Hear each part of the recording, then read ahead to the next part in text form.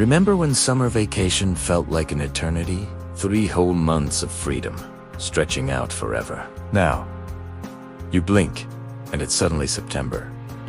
You're not imagining it. The years really do seem to speed up as we get older. But why? Is time itself actually accelerating? Or is something else going on inside our minds? Let us unravel the fascinating science behind our perception of time and discover if we can actually learn to slow it down. First, let's get one thing straight. A minute is always a minute, and a year is always a year. The clock ticks at the same constant rate, whether you're 5 or 50. The real change isn't in time itself, but in how our brain perceives and processes it. This is called subjective time, and it's a slippery, fascinating concept. Think about it. A 5-minute plank can feel like an hour, while a 5-hour conversation with a great friend can feel like a minute. Our experience of time is incredibly fluid. And as we age, several key factors start to warp that experience, making the years feel like they're slipping through our fingers faster and faster. One of the most powerful theories behind this phenomenon is the novelty theory. Our brains are essentially recording devices, and they pay special attention to new experiences. When you're a child, almost everything is new. Your first day of school, learning to ride a bike. Your first trip to the beach, seeing a new animal at the zoo. Each of these moments is rich with new sensory data, new sights, sounds, smells, and emotions. To process all this fresh information, your brain has to work harder, creating detailed, dense memories, because the memories are so rich and detailed. When you look back, it feels like a lot happened, and therefore, a long time must have passed.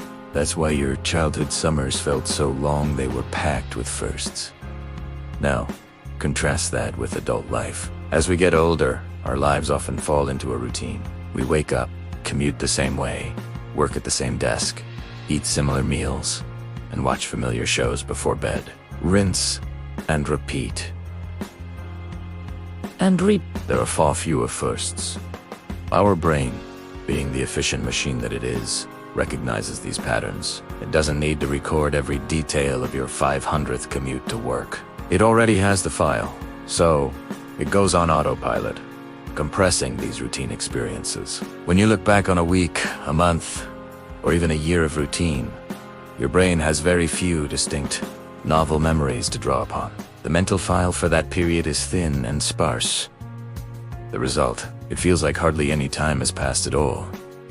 The lack of novelty makes the days and weeks blur together into one continuous, fast-moving stream. Our modern lifestyle pours gasoline on this fire. We're constantly bombarded with information and distractions. Our attention is fractured into a million tiny pieces by emails, social media notifications, and the 24/7 news cycle. We multitask, trying to do everything at once, which means we're not fully present for any single thing. This state of constant partial attention prevents our brains from forming those deep, rich memories we talked about. We're so busy doing that, we forget to be.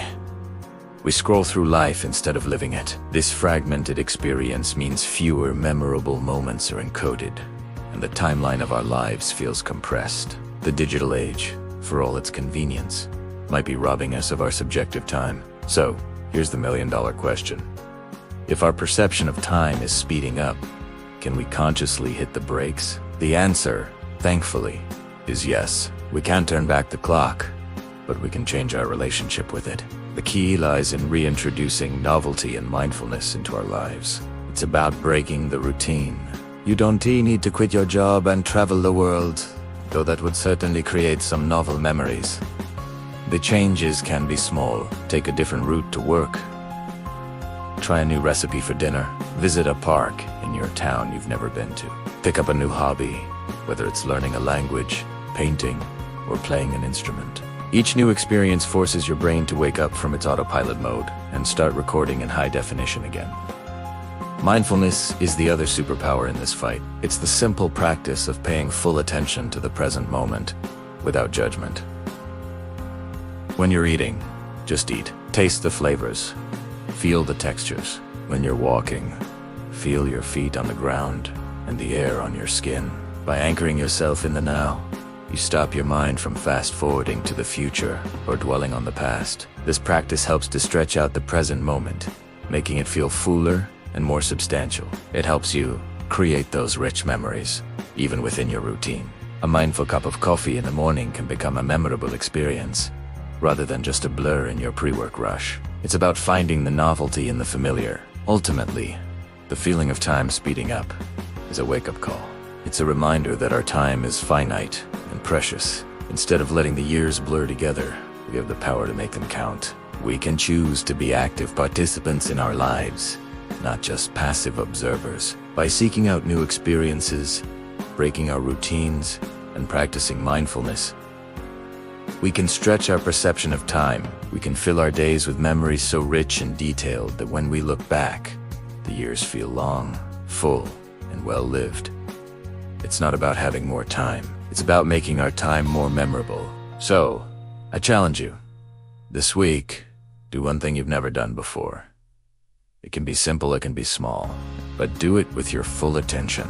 Start building that library of rich memories and take back control of your time. Thanks so much for watching. If this resonated with you, please hit that like button and subscribe for more videos about making the most of our incredible minds. I'd love to hear in the comments what new thing you're planning to try. See you in the next one.